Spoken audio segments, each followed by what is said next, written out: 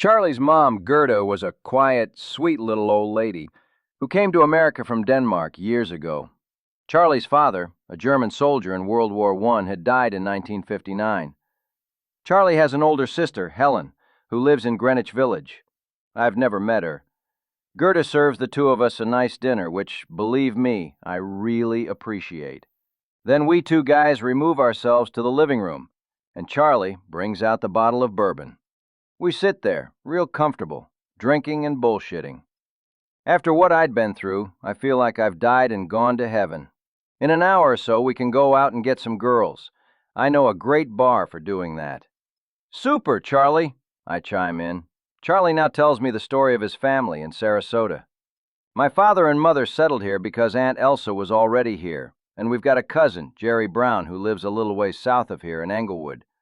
The Browns were bootleggers in Chicago. When things got too hot for them in Chicago, they lit out for the west coast of Florida, where a lot of other gangsters from Chicago were already holed up.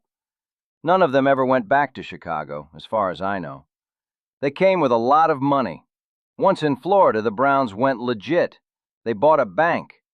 Jerry has a lot of money. He has a big house on a bay in Englewood. He doesn't really pay attention to the bank. He drinks a lot, and he has almost every adult toy that money can buy. All kinds of boats, cars, motorcycles, and guns. Enough guns to arm a regiment. Jerry has got some sons, says Charlie. I guess they're cousins of mine. I fuck around with them sometimes, with Jerry's toys. I've got a lot of guns, too. I go hunting, not far from here. My dog, Treff, is a German Shorthair. He's a great hunting dog.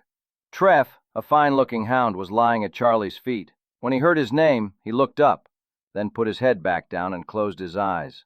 Say, how would you like to go hunting while you're down here? I would love that, Charlie. I've never gone hunting. Soon enough, an hour passed, and we went outside and got into Charlie's Volvo and drove to the bar that was packed with hot girls. Except there weren't any girls. We questioned the bartender. Where are all the girls? Everyone knows they're never here on Wednesday nights. You've got to go to the Trail End Bar a mile up the road if you want to find girls on Wednesdays. Geez, I should have known that, says Charlie. So we finish our beers, get into the Volvo, and take off for the Trail End. Inside the Trail End, there was not one girl. We asked the bartender, where are the girls? Shit, everyone knows they're never here on Wednesday nights. If you want girls tonight, you have to go up the road a mile to the Midnight Room Bar. That's where you'll find a ton of them. We order beers, down them, and get back into the Volvo. Inside the Midnight Room, it's empty. Just me and Charlie and the bartender. Fuck this, says Charlie in disgust. The girls are always up the road at the next bar. Let's go home and go to sleep. We'll get up early and go hunting for quail, not tail. Ha ha, good one, Charlie. I'll call my cousin Mark Brown, one of Jerry's kids, and tell him to join us.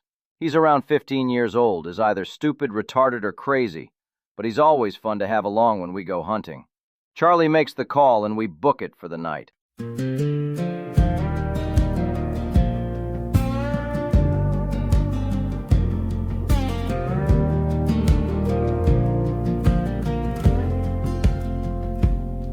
I'd run the road from swamp to sea. Now a calm night waited for me. Charlie's porch light cut the dark, a safe glow like a beating heart. His mama smiled with quiet grace, served us stew in a warm embrace, and I swear that meal, soft and slow, tasted like home I didn't know. Bourbon nights in Sarasota, where the world slowed down and the talk got deep. We laughed like fools and dreamed like soldiers, too young to know what we try to keep.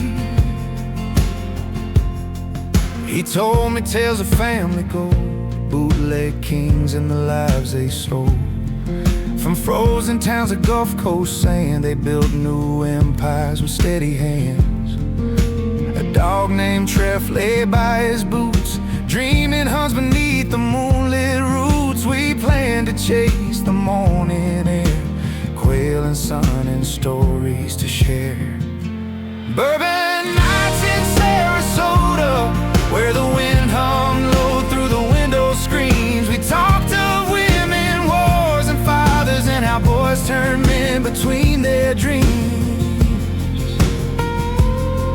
We drove from bar to bar in vain, trailing midnight, same refrain. The jukebox hummed, the beer ran thin. We laughed and called the night a win.